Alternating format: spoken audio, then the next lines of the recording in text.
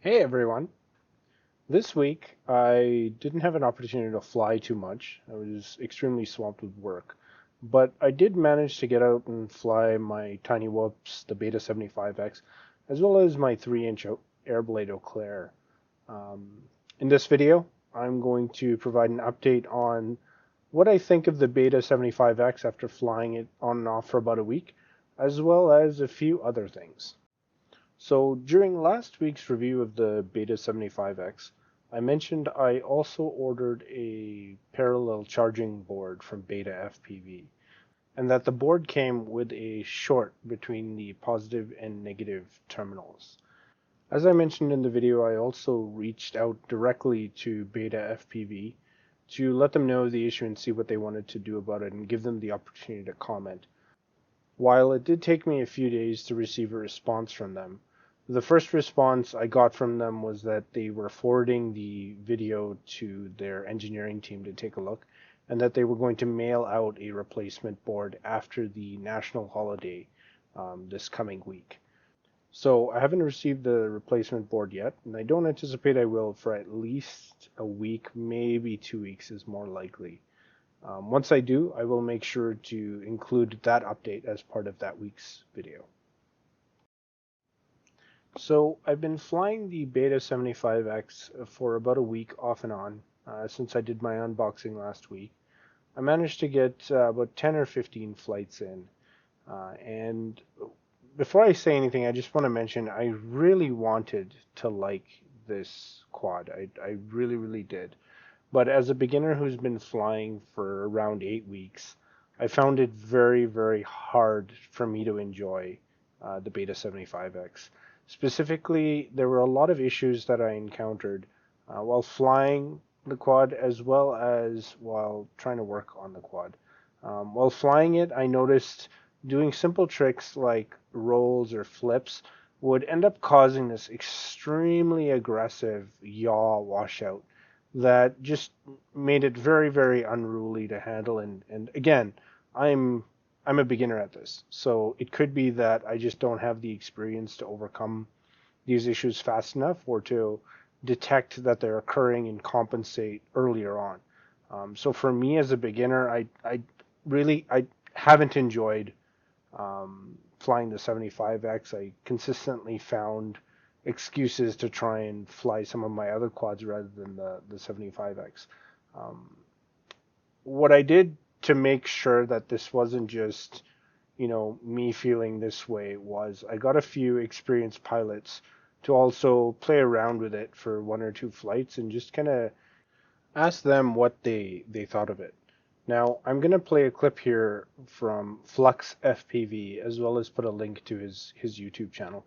He's been flying for around 5 years. I let him play around with the Beta75X for a few flights, and I asked him what he thought of it.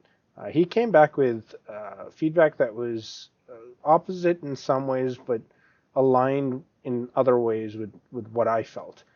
He feels, the Beta75X is a whoop on steroids. He also felt it would be fun to fly the Beta75X indoors if the camera tilt was just a bit less aggressive than it currently is. The current tilt just makes you go way too fast. Also, he did notice similar behaviors than I did, and he said that he believes that it's the ducting on the frame that's actually causing the strange yaw behaviors when you try and do loops and anything like that. But overall, he felt that the 75X was fast, relaxed, and quite responsive. I got another friend, Pablo FPV, to try it out as well. He's been flying for around 2 years.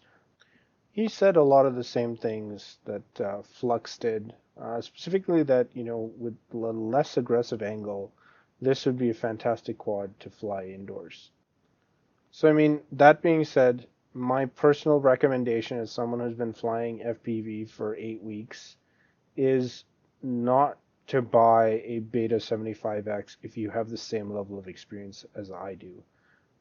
Again, to be clear, I am an inexperienced pilot. I'm just getting started with this, so maybe in a couple of months or a year or so, I'm going to look back at this and laugh and say I was being an idiot. But as it is right now, with my current skill level, I do not enjoy flying this at all.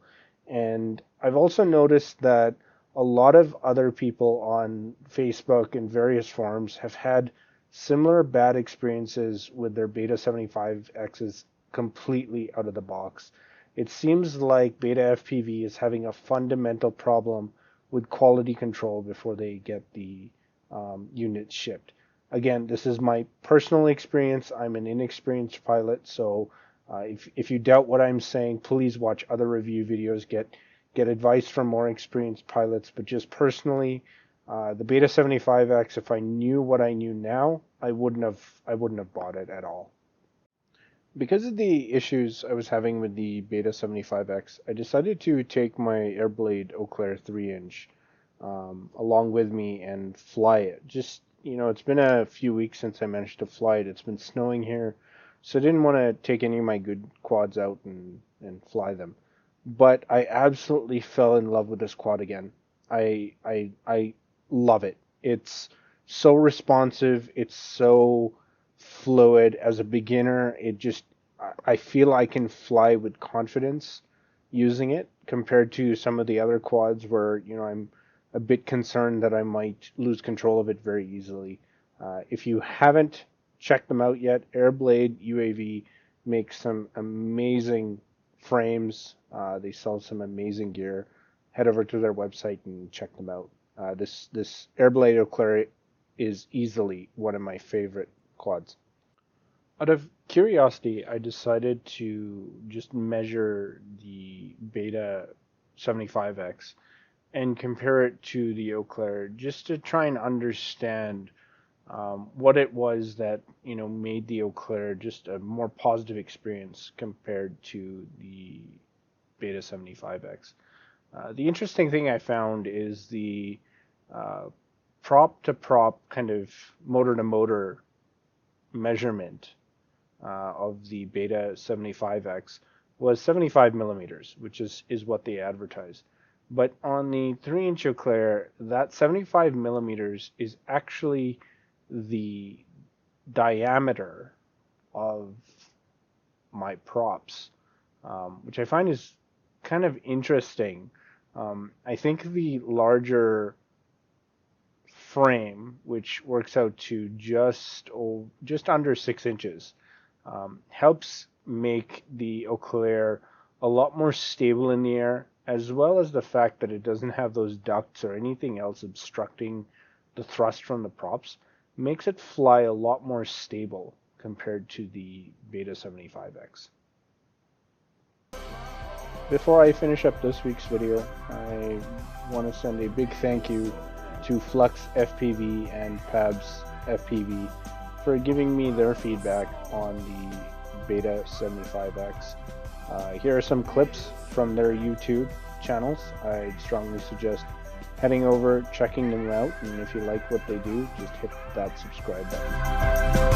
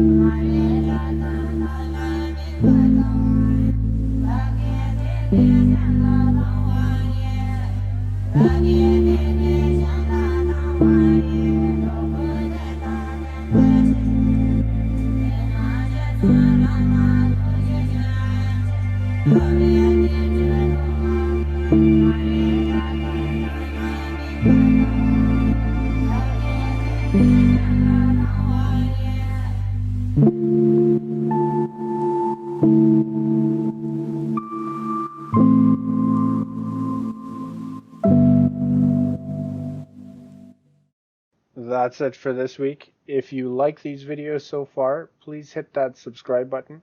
You can also find me on Facebook at Nibz FPV. Thanks for watching.